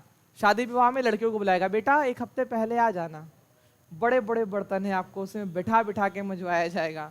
लड़कों को बुलाया जाता बोरी लादने के लिए, या ड्राइवर, भैया जो स्टेशन पे पहुंच के जाओ ले आओ। और जो नए बच्चे गाड़ी सीखे होते हैं वो तुरंत लाओ हम ले आएंगे, भले आधे रास्ते में गिरे पड़े रहे हैं, वो क्या बताएं, पैर पहुंचाने ही थोड़ी स्कूटी टेढ़ी हो गई और हम गिर पड़े, है ना। तो जब रिश्तेदार जानेगा ना, क्या, हाँ जब सीखोगे ना तो रिश्तेदार तुमको कहेंगे भैया ले आओ, भैया ले आओ, तुम भी अरे हम ले आएंगे, हम 10 लोगों को बिठा लेंगे अपनी स्कूटी पे, आप दीजिए तो तुम 2 पटरा जोड़ लेंगे अगल बगल, आप परेशान ना होइए, ठीक। और जब सीख जाते, जब कोई कहता भैया ले आओ, अरे यार ये रात में भी परेशान कर, रात में भी इनको चैन नहीं है ना। तो जब ये रिश्तेदार जानते हैं कि आप उनके किसी काम के हो तभी वो आपको बुलाएंगे, ठीक है। और जब ये जानेंगे किसी काम का नहीं, निठल्ला है, तो कहेंगे अरे ठीक है आ जाना, शादी वाले दिन आ जाना, और क्या, कि पता ले एक और बर्तन मारना शुरू हो जाए, ये आ जाए तो 10 दिन पहले, है ना। तो इससे बचने के लिए सबसे पहले अपने रिश्तेदारों से दूर हो। आपकी डिमांड तभी बढ़ेगी जब आपकी सप्लाई कम होगी, समझ रहे हो मेरी बात को। रिश्तेदारों के यहाँ जाना बंद कर दो, कम कर दो। कोई बुलाए तो मतलब ऐसी हरकतें करो उसको लगे कि आप पागल हो, है ना। लड़कियों के पास तो बढ़िया बाल होता है, ऐसे खोलो 2-4 बार ऐसे घुमा दो, बस रिश्तेदार कहेंगे भैया उन्हें ना लेके आए हो, बाकी चाहे जेका ले आए हो, ठीक है। और लड़के बढ़िया अपना टीका उका लगा लो, गेरुआ वस्त्र पहन लो, कोई कुछ कहे वो ओम शांति रटा करो, कहेंगे भैया पगलाएगा, एक आना लेके आओ, ठीक है। मौसा मौसी जी से पानी मांग लो, मौसा जी 1 कप पानी पिला दीजिए, आपको 1000 कप पानी मिलेगा, वो कहेंगे ये गवा पगलाएगा है, भैया अब इसको मत लेकर के आना दोबारा आना, तो ठीक है। तब आप जब सप्लाई अपनी कम करोगे ना तब आपकी डिमांड बढ़ेगी। और जब आपकी डिमांड बढ़ेगी तो आपकी वैल्यू बढ़ेगी, जब आपकी वैल्यू बढ़ेगी तो आपकी रिस्पेक्ट बढ़ेगी। और उसके बाद जीवन में कुछ नहीं कर पाए तो लोग गरियाएंगे अलग से, नौटंकी बनाए घूमत रहे, कुछ नहीं कर पाए। ठीक है, इसीलिए अगर आपको अपना परसेंटेज बढ़ाना है हाई स्कूल में या कभी किसी में, आपको अपना ना सप्लाई कम करना पड़ेगा। कि चाहे जहां एक बार फोन आया आप 3 बार पहुंचे, 7 बजे आना है, नहीं नहीं 8 बजे आना है, 8 बजे आना है, नहीं 9 बजे आना है, तो 9 बजे भी पहुंच गए कि यार 3 बार आया, अब तो खाने को मिल जाएगा। ठीक है, आप अपनी ना सप्लाई कम करो, जैसे सप्लाई कम करोगी तुम्हारी डिमांड बढ़ जाएगा, डिमांड बढ़ने की वैल्यू बढ़ेगी, और उसके बाद घर में बैठ के पढ़ो। ये नहीं कि फोन चलाओ घर में बैठ के, घर वाले कहे अच्छा ये तो पढ़ रहे होंगे ऑनलाइन, अब तुम पता चले ऑनलाइन चैटिंग चल रही किसी से, हाँ 7 बजे सुबह ये कपड़ा पहन के आएंगे सेम कलर का, ये भी पहन करके आना। ऐसा है भैया किसी के साथ, कलर मत मैच करना, नहीं तो फिर गड़बड़ हो जाएगा आगे चल करके। ठीक, क्या हुआ भैया प्रखर, कुछ बात धीरे से बोले हो कि अभी लास्ट टाइम ही तो मैच करा था, है ना। चलो, तो बेसिकली ये जो रेन वाटर हार्वेस्टिंग है ये हमारे लिए बहुत ज़रूरी है ना। देखो एक इमेज बना हुआ है, ये देखो ये घर है और इसी के बगल में ये मतलब वाटर को, हाँ ये वाटर को स्टोर करने का एक डब्बा बनाया गया है। इसी डब्बे में सारा वाटर जो स्टोर होता है और ये छन करके नल तक आएगा, और नल से फिर आप लोग उस पानी को दोबारा से पीने योग्य बना सकते हो, जिससे आपका जो वाटर होगा वो वेस्ट नहीं होगा और हार्वेस्ट अच्छे से होता रहेगा। ठीक है, और ऐसे एक छतरी उल्टा करके रखा हुआ है, ऐसे छतरी उल्टी है कि सारा पानी इसमें गिरेगा तो ले जाकर बाल्टी में भरेंगे। हालांकि बताने का एक तरीका है इमोजी बना करके, ये सबके घर पे होना चाहिए। जो मॉडर्न टेक्नोलॉजी के घर बनाए जा रहे हैं उनमें इस चीज का ध्यान रखा जा रहा है कि जो वाटर है इसको एक जगह कहीं कंजर्व करना है। अच्छा, जो प्रधानमंत्री ने वो बनवा के दिया है सुलभ शौचालय, सुलभ शौचालय नहीं शौचालय, आपने देखा उसको, टैंक जो बने हुए, इसके 2 टैंक बने हुए हैं, है ना, एक लेफ्ट और एक राइट। ठीक है, पानी जो है लगभग 10 साल एक टैंक में जाएगा और अगले 10 साल दूसरे टैंक में जाएगा। वेस्ट मटेरियल 2 टैंक है, आप समझना उसका फंक्शन क्या है। पानी जो होगा वो मिट्टी उसको एब्जॉर्ब कर लेगा या कहीं ना कहीं पानी निकल जाएगा, और जो वेस्ट मटेरियल है उसको खत्म करने के लिए उसमें गोबर डाला जाएगा। गोबर डालने से कीड़े पैदा होंगे और कीड़े सारा वेस्ट मटेरियल खा करके और गैस बना के निकाल देंगे। एक टैंक खाली हो जाएगा 10-12 साल में, 10-12 साल तुम दूसरा टैंक भरोगे, फिर उस टैंक से पाइप निकाल के उस टैंक में किया जाएगा। ये सेम प्रोसेस चलता रहेगा। इसीलिए आप लोगों के घरों में जो टैंक बनाए हैं उसकी अंदर की जो दीवार होती है वो एब्जॉर्वेशन के लिए बनाई जाती है कि पानी एब्जॉर्ब हो जाए और टैंक में सिर्फ क्या बचे, वेस्ट मटेरियल बचे, है ना।